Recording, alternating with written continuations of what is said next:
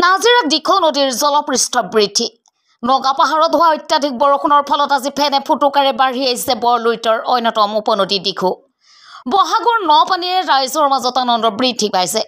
Gas চিলিণ্ডাৰৰ অত্যাধিক মূল্য বৃদ্ধিৰ সময়ত বিনামূলীয়াকৈ দিখৌ নৈৰ বুকুত পাহাৰৰ পৰা উটি অহা খৰি ধৰাত ব্যস্ত হৈ পৰিছে নাজিৰাৰ নৈপৰীয়া ৰাইজসকল। নাজিৰাৰ পৰা দিলীপ হাজৰিকাৰ ৰিপৰ্ট, অসম ৰিপৰ্ট। আজি আমি 5টা বজাৰ পৰা খৰি আজি লাগাতাৰ কণ্টিনিউ ধৰিয়ে আছো। আমি কেনেকুৱা লাগিছে আজি বহুত দিনৰ মূৰত মানে দেখিছো মানে খৰি এনেকুৱা যেন দেখাই নাই। আমি এনেকুৱা আজি ইমান দিন হ'ল খৰি এনেকুৱা নদীত যে দিখৌ নদীত যে খৰি আহিব বুলি আমি ভবাই নাছিলোঁ।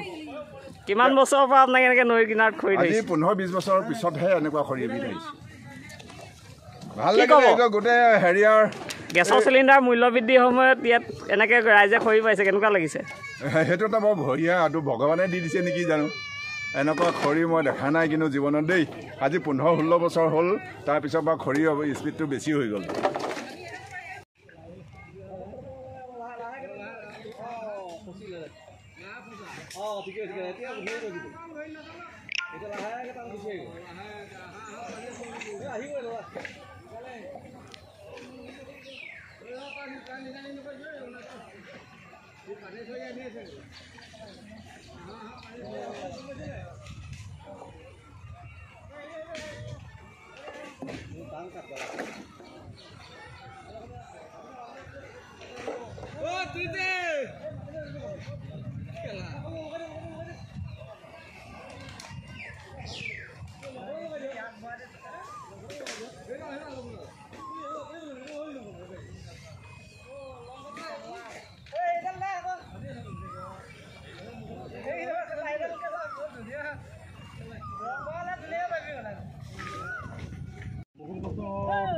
বহাগত পানী বহুত বছৰ আমি এবাৰ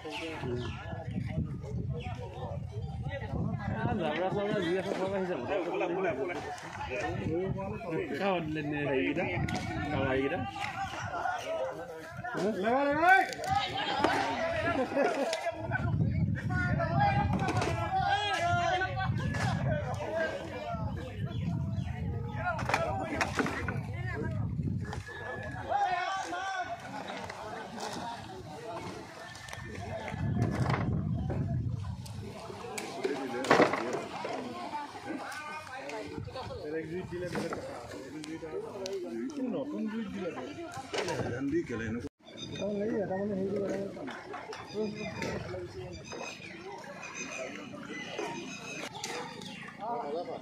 যদি লংঘলত বনাই যা বহুত ডাঙৰ ডাঙৰ হৈ পাৰিবি। লংঘয়ে লাগে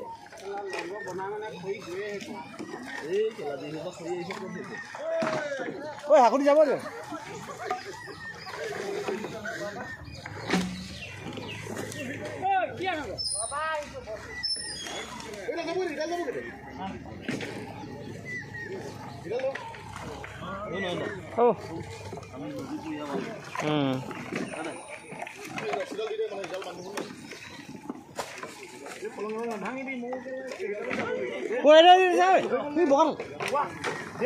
বগা মূৰটো যে ওলাইছে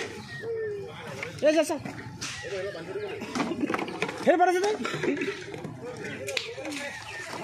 সেই বগা বগাৰ সেই মূৰটো ওলাইছে। সেইখন হেৰিখন আহিছে নেকি? খিৰিকী এখন আহিছে এইখন।